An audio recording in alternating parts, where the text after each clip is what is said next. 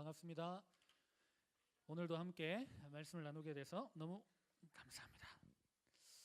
오늘은 사순절 두 번째 주일입니다.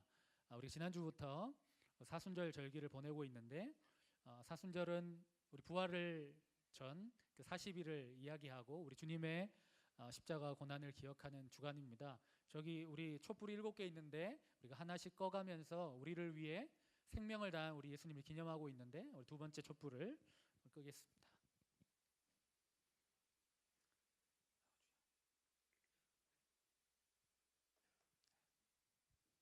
천천히 우아하게 끄고 싶었는데 손이 떨려서. 네, 여러분 그 신학기를 시작하고 많이 정신 없으실 텐데 말씀을 통해 새 힘 얻는 귀한 시간 되기를 간절히 바랍니다. 목사님이 그 가끔이라 해야 될까요? 그 주일 우리 교회 말고 다른 교회의 그 목사님들의 설교를 좀 듣는 게 있습니다. 그 중에 서울의 이제 모 교회에 어떤 목사님은 설교를 할 때마다 항상 이렇게 성도들과 함께 고백을 하고 시작하더라고요. 그래서 한번 그 고백을 여러분들 한번 같이 고백해봤으면 좋겠는데 한번 따라해 보세요. 자, 하나님은 같이 해보세요. 시작. 하나님은 나를 사랑하십니다. 나는 그 사랑 안에 있습니다. 하나님은 오늘 나에게 말씀하실 것입니다. 그 말씀에 능력이 있습니다. 그 말씀에 생명이 있습니다. 나의 마음을 하나님께 열겠습니다. 나의 생각을 예수님께 집중하겠습니다. 들은 만큼 변합니다. 들은 만큼 행복해집니다. 아멘. 이거는 청소년부 예배는 아니고요. 작년 예배 때 이렇게 고백하더라고요. 목사님도 이번 설교를 꽤 많이 듣다 보니까 거의 이제 외운 것 같아요.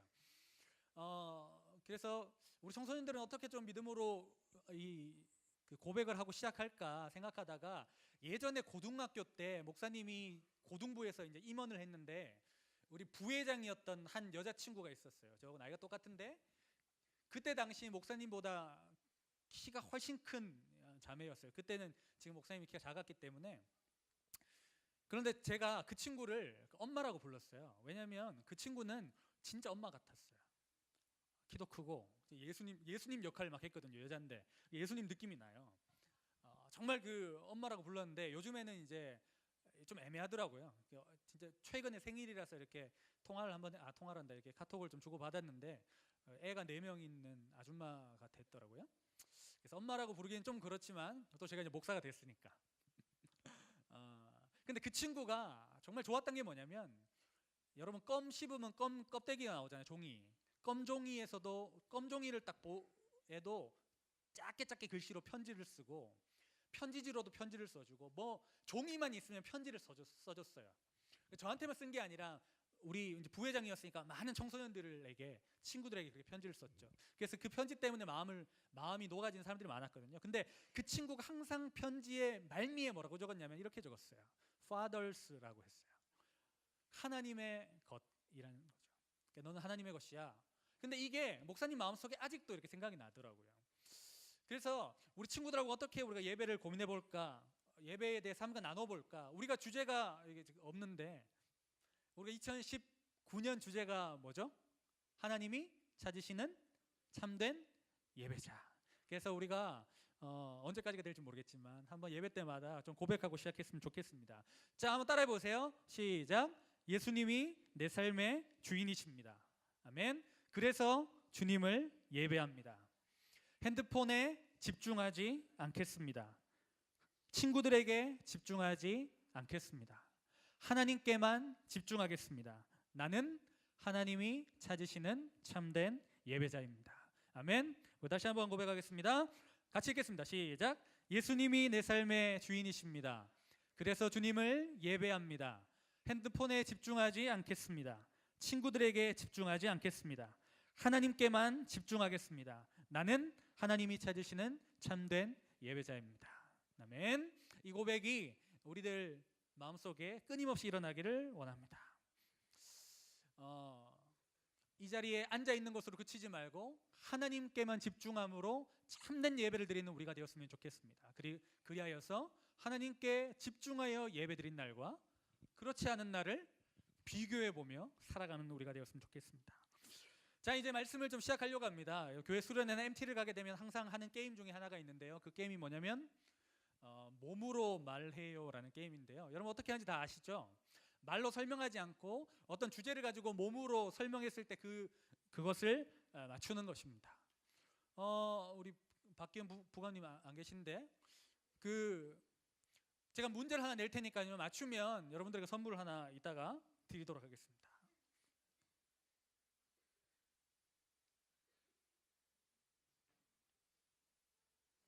이게 뭘까요? 아니, 와이파이입니다. 와이파이. 네. 자, 학생이면 선물을 주려고 했는데 우리 간사님이라서 제가 선물 어떻게 해야 되는데 드릴게요. 그 와이파이입니다. 그러니까 우리가 항상 어디를 가면 이 와이파이에 접속하는 것에 목을 맵니다. 여러분 그 한 달에 데이터 어느 정도 쓰세요? 몇 기가? 5기가. 5기가보다 많이 쓰는 사람 있습니까? 무제한. 할렐루. 무제한인데 연락할 데가 없는 거죠? 무제한. 부럽다. 나도 무제한 아닌데. 무제한 아닌 이상 우리는 항상 어디를 가든지 와이파이를 찾게 됩니다. 뭔가를 하려고 하면 이 데이터 걱정이 되면 아무것도 못하죠. 여러분 데이터가 있으면 뭐랍니까? 게임하고 깨톡하고 뭐 페북하고 뭐 영화 보나? 하여튼 뭐 이렇게 여러 가지 할 텐데요. 핸드폰에 와이파이 표시가 떠야만 우리에게는 심리적 안정감이 들어갑니다. 그리고 나는 이제 모든 것을 갖췄다. 모든 것을 할 수 있다. 와이파이 안에서 나는 모든 것을 할 수 있다. 이제 나를 막을 수 없다. 이런 생각이 드는 거죠. 우리는 끊임없이 연결되기를 원하고 소통하기를 원합니다. 혼자가 아니라는 안정감이 들고 혼자 있어도 뻘쭘하지 않고 혼자 밥을 먹어도 핸드폰을 들고 있으면 와이파이가 켜진 핸드폰을 켜고 있으면 두렵지 않습니다. 그런데 여러분 우리가 아무리 그런 무엇인가에 연결되어 있다고 해도 우리 안에 참된 안정감과 만족이 얼마나 오래 갈까요? 만약에 여러분들이 어떤 곳에 소속하기를 원하고 정말 간절히 원하는 회사가 있는데 그 회사에 소속을 했다고 합니다. 그런데 매일 출근할 때마다 나는 자랑스러운 안산제일 회사에 주식회사 안산제일에 나는 사원이다 이렇게 하고 출근하는 사람이 많지 않습니다. 또 그 자리에 들어가면 또다시 우리는 불편함을 느끼고 마음의 부담감을 느낍니다. 많은 사람들과 여행을 가고 친구들과 즐겁게 놀아도 그런 많은 무리 속에서도 외로움을 느끼는 것이 우리입니다. 왜 그런가는 간단합니다. 설교 때 되게 말씀을 많이 드렸습니다. 우리를 창조하신 분이 누구시기 때문이죠? 하나님이시기 때문입니다. 하나님 안에 있을 때 우리는 참된 평안과 안전과 만족과 기쁨을 누립니다. 그런데 우리는 하나님과 연결되기보다 사람과 데이터와 연결되기를 원한다는 것이죠. 그렇다면 여러분 오늘 말씀을 통해서 우리가 어떻게 하면 하나님과 끊임없이 소통하고 관계를 맺고 연결될 수 있을까를 돌아봤으면 좋겠습니다. 잠을 잘 때마다 여러분 콘센트에 핸드폰을 이 선에 연결해서 충전하는 것처럼 우리의 삶에 채워지지 않는 그 방전된 우리의 마음을 어떻게 하나님으로 채울 수 있는가, 우리 주님과 어떻게 소통할 수 있는가를 함께 나눠보는 시간 되기를 바랍니다. 그래서 하나님과 소통하는 최고의 방법을 생각해 보니까 무엇이었을까요? 오늘 말씀 읽었잖아. 기도 맞습니다. 오늘 기도는 예수님께서 겟세마네 기도라는 겟세마네에서 드린 유명한 기도죠. 바로 내일 이제 예수님은 십자가를 지시게 됩니다. 그래서 간절하게 주님 앞에 기도합니다. 이 기도의 본을 통해서 우리가 어떻게 기도를 통해서 하나님과 소통되고 연결될 수 있는지 나눠보려고 합니다.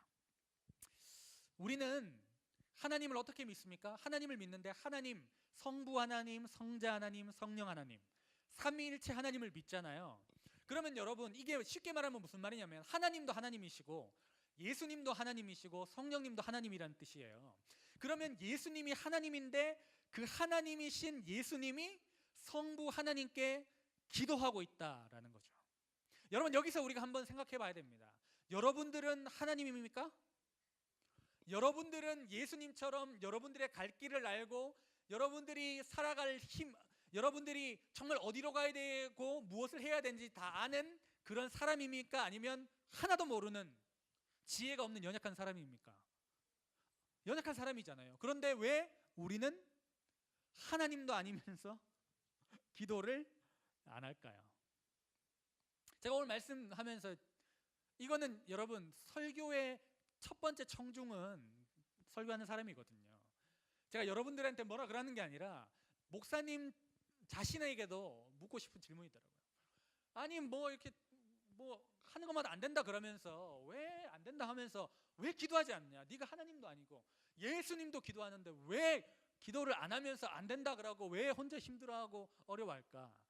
예수님이 예수님의 사명을 감당하기 위해 끊임없이 하나님과 소통하고 기도하고 믿음으로 살았는데 나는 그렇게 하지 않으면서 절망만 하고 있는, 새 학기가 시작했는데 인생이 안 풀린다고 이야기하면서 하나님께 기도하지 않는 우리의 어리석음과 연약함을 볼 수 있는 예배 시간 되었으면 좋겠습니다.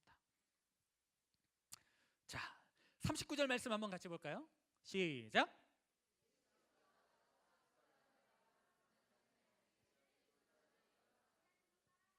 자, 아까 예수님께서 이제 곧 십자가에 달리신다고 했잖아요. 그렇다면 예수님은 당장 가장 인생의 어려운 십자가의 그 사건이 다가오기 때문에 기도하셨을까요? 아니면 꾸준히 기도하셨을까요? 꾸준히 기도하셨어요. 예수님은 습관을 따라 기도하셨어요. 꾸준히 기도하셨어요. 네. 죄송한데 저희 맨 뒤에 우리 장로님, 부장님 계신데 습관적으로 꾸준히 기도하세요. 제가 그런 얘기 들었어요. 우리 장로님께서 기도하고 나가는 그 시간은 시계를 보면 그 시간이다. 그러니까 7시까지 기도하시면 가시네? 7시구나. 이런 거. 예수님께서 기도하시는 것도 마찬가지예요. 예수님은 일만 있으시면 기도하셨어요. 끊임없이 기도하셨어요. 꾸준히 기도하셨어요. 습관을 따라 기도하셨어요. 여러분 우리는 18해 동안 18해 10달 동안 기도 안 하고 살다가 수능 일주일 전부터 기도가 터져 나오기 시작하잖아요. 우리의 모습과 다르게 예수님은 습관을 따라 끊임없이 기도하시며 하나님과 소통하셨어요. 우리가 이것을 기억했으면 좋겠습니다. 예수님처럼 꾸준히 습관을 따라 기도하는 우리가 되었으면 좋겠습니다. 자, 그런데 왜 우리는 끊임없이 기도하지 않을까요? 게을러서 그럴까요? 아니면 기도를 몰라서 그럴까요? 아니면 기도할 게 도대체 없어서 그럴까요? 여자친구가 이렇게 좀 너는 못생겨서 하고 뒤돌아서서 가지 않는 이상, 그런 큰 충격을 받지 않는 이상 왜 우리는 기도하지 않을까요? 저는 그렇게 믿습니다. 우리에게 믿음이 없기 때문입니다.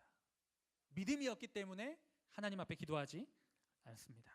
우리가 아까 고백한 것처럼 하나님이 내 삶의 주인이십니다. 하나님이 나를 창조하셨습니다. 하나님만이 내 소망이십니다라는 믿음이 없기 때문에 우리는 기도하지 않습니다. 이것이 우리의 진짜 믿음의 현 주소라는 것이죠.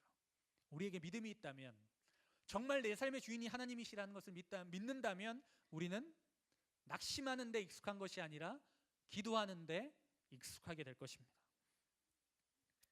예수님은 하나님이시지만 항상 습관을 따라 정기적으로 한적한 곳에 따로 떨어져서 하나님과 기도하셨습니다. 소통하셨습니다. 세상 사람들 쫓아가지 않고 재미를 주는 친구들 곁에 있지 않고 아무도 없는 곳에서 하나님과 기도했습니다. 여러분, 오늘 우리도 예수님의 본을 따라 기도하기를 결단했으면 좋겠습니다. 더 이상 낙심해 있는데 익숙하지 않고 기도하는 데 익숙했으면 좋겠습니다. 이제 우리가 사순절이 끝날 때쯤 되면 2주간의 그 전교인들 새벽 기도가 있거든요. 특별 새벽 기도. 요번에 올해는 청소년부끼리 한번 다시 따로 모여서 기도하는 시간을 가지려고 합니다. 지난주인가에 제가 말씀을 하는 것처럼 우리가 먼저, 아니 어른들, 우리 부모님도 기도하러 안 가는데 내가 기도하러 왜 가야 되냐가 아니라 내가 먼저 주님 앞에 기도하고 새벽을 깨움을 통해서 내가 하나님 앞에 먼저 소통하고 기도하는, 그래서 우리를 통해서 교회가 깨어나고 함께 기도하는 일이 일어나면 너무나 좋을 것 같습니다. 그 기도를 통해 은혜를 누리는 우리가 되었으면 좋겠네요. 40절 말씀 한번 읽어보겠습니다. 시작.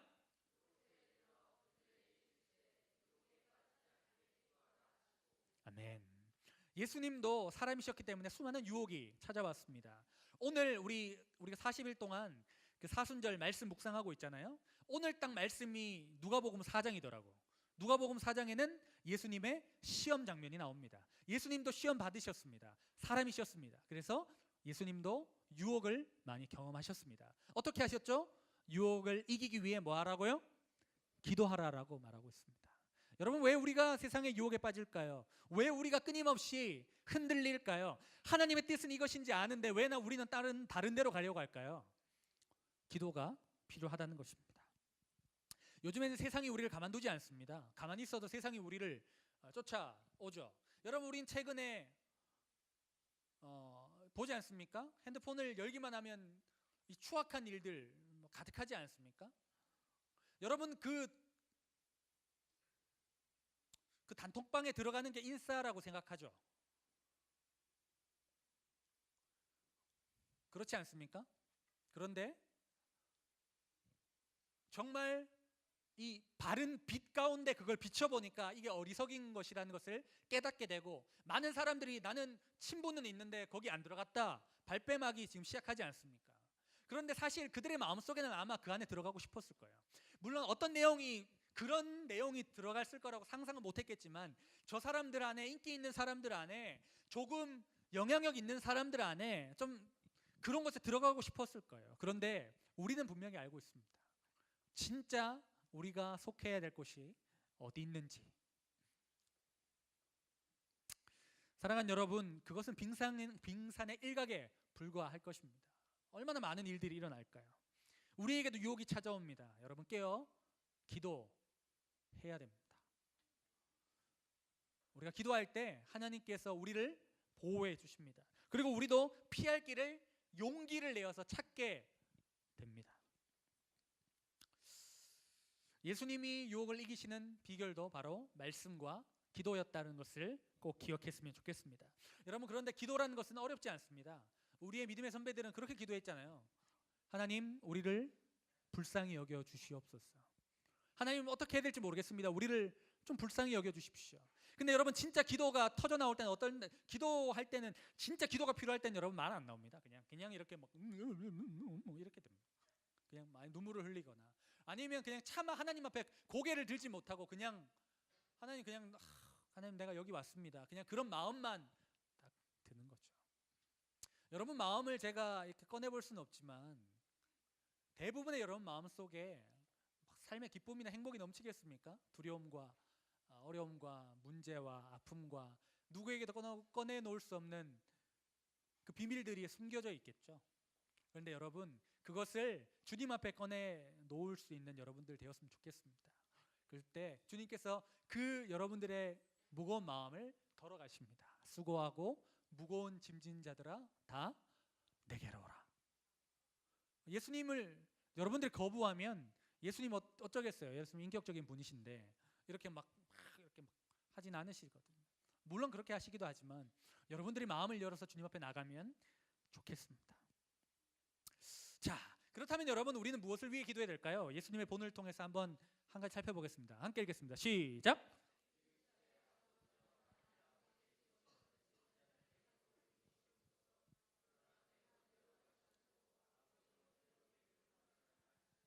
아멘. 아버지의 뜻이거든 이 잔을 옮겨 주십시오. 그러나 내 원대로 마시고 아버지의 원대로 되기를 원합니다. 자, 이 잔이 뭘까요? 이 잔을 옮겨달라. 이 잔이 뭘까요? 그 다음날 무슨 일이 일어난다 했죠? 십자가의 사건을 말합니다. 아버지, 제가 이것을 위해서 이 땅에 왔지만 혹시나 이것이 하나님 뜻이 아니면 이렇게 좀 돌이켜 주십시오. 너무 힘들어요. 이렇게 하시는 거죠. 예수님이 얼마나 힘드셨으면 기도하시는데 땀이 핏방울이 됐다고 해요. 여러분, 기도가 좀 쉽지만 어려울 수 있는데요, 내 뜻을 하나님의 뜻으로 바꾸는 것이 너무나 어렵습니다. 그런데 여러분, 기도라는 것은 내 뜻을 내려놓고 하나님의 뜻을 내가 받아들이는 것을 말합니다. 예수님이 십자가를 지지 않으셨다면 우리에게 사순절, 부활절이라는 건 없었겠죠. 부활이 없다라는 것은 우리 기독교가 존재하지 않는다는 것을 이야기합니다.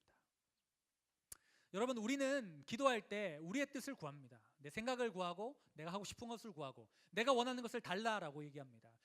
언제부터인가 기도의 주도권이 우리에게 있습니다. 하나님 주세요. 달라니까요. 왜 그거 안 줘요? 하나님 살아계신 거 맞아요? 왜 그러세요? 이런 식인 거죠. 그런데 우리는 하나님 이것을 원합니다. 그런데 이것이 하나님의 뜻이 아니거든.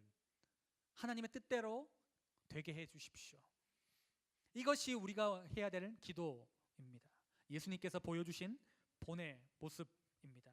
내가 원하는 건 A인데 만약에 이 A가 하나님의 뜻이 아니고 B가 하나님의 뜻이면 B가 되어도 좋습니다. 하나님 괜찮습니다.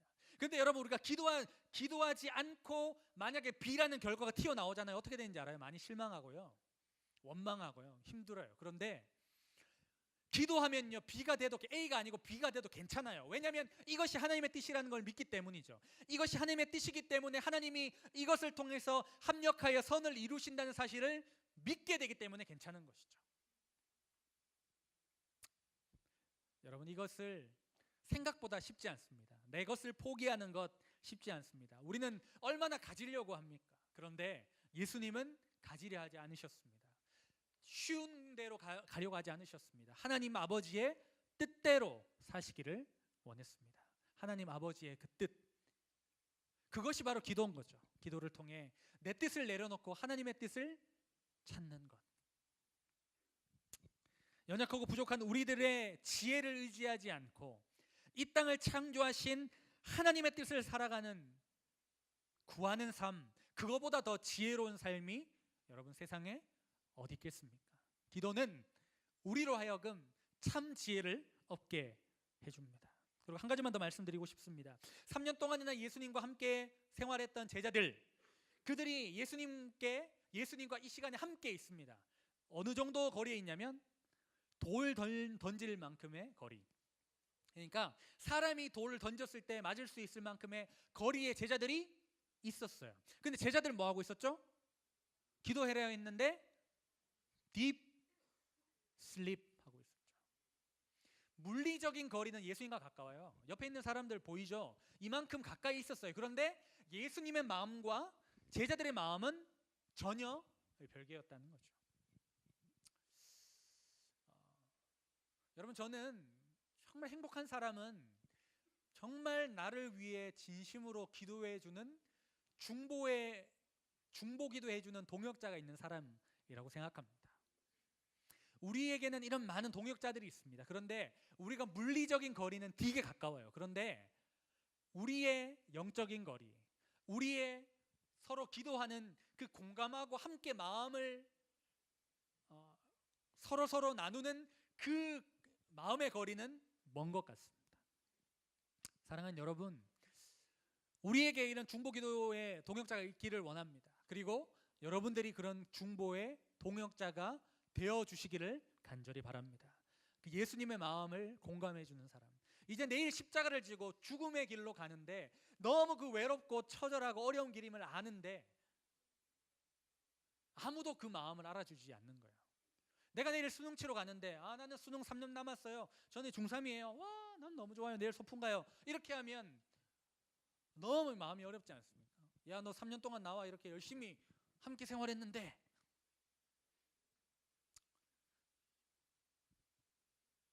여러분, 우리가 함께 기도할 때 하나님께서 하나님의 마음을 알려주세요. 하나님의 그 마음이 우리의 마음이 되는 거죠. 그 우리의 마음이 된다는 것이 여러분 뭘 말하는지 아세요? 우리의 비전이 된다는 거예요. 하나님의 마음이, 하나님이 이것에 마음이 아파. 그러니까 청소년들을 보면 마음이 아파. 기도를 해. 내가 기도를 해. 그러면 청소년들을 향해 아파하는 하나님의 마음이 느껴져, 내 마음속에. 그러면 내 마음속에서 느껴지는 그 마음이 뭐가 되는지 알아요? 비전이 되는 거예요. 여러분, 기도하는데 이 나라의 경제가 너무 마음이 아파. 그게 여러분 마음이 됐어. 그럼 뭐가 되는지 아세요? 그게 여러분들의 비전이 되는 거예요. 여러분 꿈을 찾고 싶습니까? 기도하셔야 돼요. 이게 장난이 아니라 기도하면 됩니다. 이게 아니라 여러분 진짜 우리가 기도할 때 하나님의 마음을 알게 되고 하나님의 마음을 알게 되면 하나님의 마음에 있는 곳에 내가 가기를 결단하게 되고 원하게 되고 바라게 되면서 그것이 내 사명이 되고 비전이 되고 꿈이 되는 거죠. 하나님의 꿈을 품는 사람에게는 어떤 일이 벌어지는지 아세요? 하나님의 사람들, 동역자들이 갖다 붙어요. 나를 위해서 살아가는 사람들에게는 이거 뭐 돈 되는 배만 사람들이 붙지만 하나님의 꿈과 비전과 환상을 쫓아가는 그 사람들에게는 하나님의 사람들이 붙는다니까요.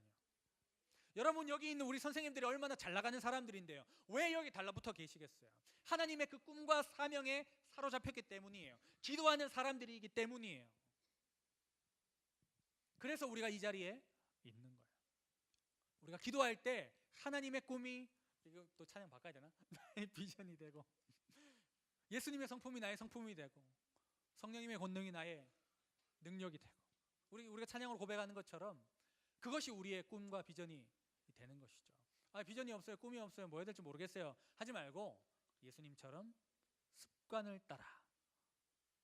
이거 제가 제일 안 되는 건데, 이거 우리 와이프가 들으면 상당히 비웃고 코웃음을 치고 했을 설교인 것 같은데, 제가 먼저, 우리 선생님들이 먼저, 우리 친구들이 먼저 한번 주님 앞에 기도함을 통해서 하나님과 소통하는 날과 그렇지 않는 날, 진짜 주님 앞에 예배하는 삶을 살았을 때 우리의 삶의 변화와 우리의 믿음을 한번 꿈꾸고 걸어나가는 우리가 되었으면 좋겠습니다. 아멘입니까? 네가 하세요 하지 말고 같이 합시다.